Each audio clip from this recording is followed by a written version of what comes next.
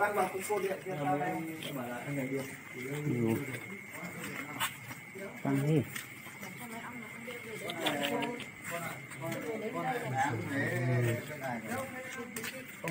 Sáng một khu này không có. Đây này đéo thấy. Các cái này ăn làm sao được cái sườn này. Trong phòng nghe thấy được to quá nhưng không biết là được ở đâu. Cái này là nhanh không cái vào nó là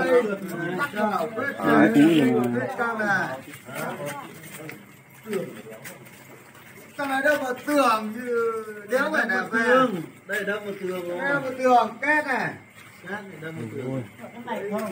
Anh ơi. Không lên đấy. Tôi lên xong một nó đây cái gì đấy? đây nó vết chân này. Đưa vào tường rồi. Đưa vào tường này rồi. Chơi vào đây rồi. Không phải. Đúng rồi. Không phải, không lên tường đấy. Đây rồi, đây rồi. Đúng đây rồi. Ăn vào đây rồi. Em bảo nhá.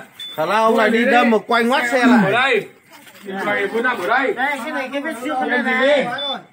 Đấy. Không có vết ở đây mà. Đây, ăn vào đây. Thôi. Ăn vào đây này. Nó có vết. Đây. Ăn đây rồi. Nó ra bên này ra. Bên này. Đấy ăn vào đây nó đâm nó quanh ngoắt lại thôi. Đâm vào đây xong nó phang đây nó vật xưa lại. Đúng là bên này này. Thế thì đi như này này. Đây bung hết này. Đây này. Bây ông cho. Có được không? Bên này mình quay Nhanh quá mà thấy nghe thấy tiếng xe béo cái.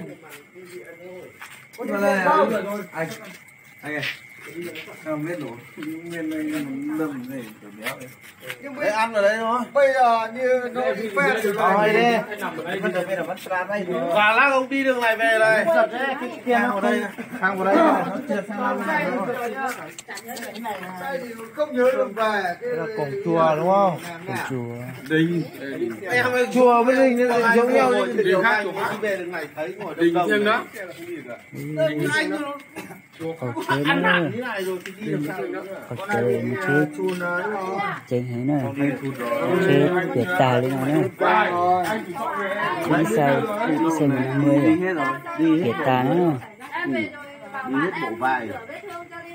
Xe này không nhốn xe Tuyệt tài nữa.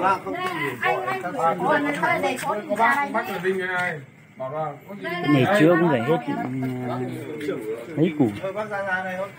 đây bác ơi. Có những người có bạn gặp mặt chưa? Đây bác ơi bác.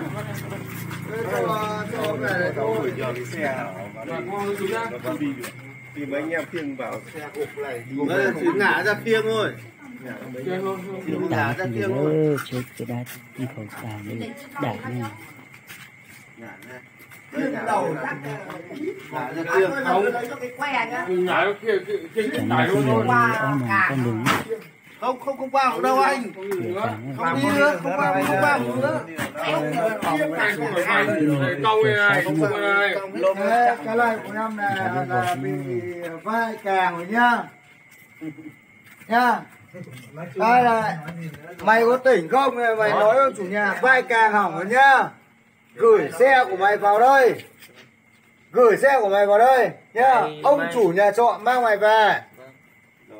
Nhá. đi đây chú trở về thì rồi biết rồi. Được chưa? Em ra lấy về sửa thôi. Có được không? Em yên tâm đi Không mất trong cốp có gì không? Mở lốt ra, ông Bình mở lốt kiểm tra ra. Khóa về luôn đi. ví đâu. Ví ở trong túi Mở quần lốt nó. ra, quần nó rồi lúc đấy xem lại giấy tờ đầy đủ. Mở lốt cốp ra có gì không có không? Không chỉ có mất mỗi điện thoại thôi. Điện thoại đúng. Điện thoại là không. Cái điện thoại mất thì lúc đi uống rượu. Cho vào kiểu gì đấy. Đây có cửa mà. Bây giờ tôi chỉ lấy cho một cái đòn. Chẳng không nữa, trong đấy tôi xin làm nó ơi, xong cái chính nữa. Cái này cũng một kênh rồi. Cái kênh nữa thì Sang cái tôi.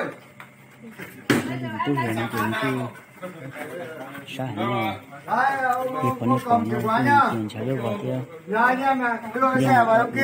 Ok. Ông cho ông gửi xe.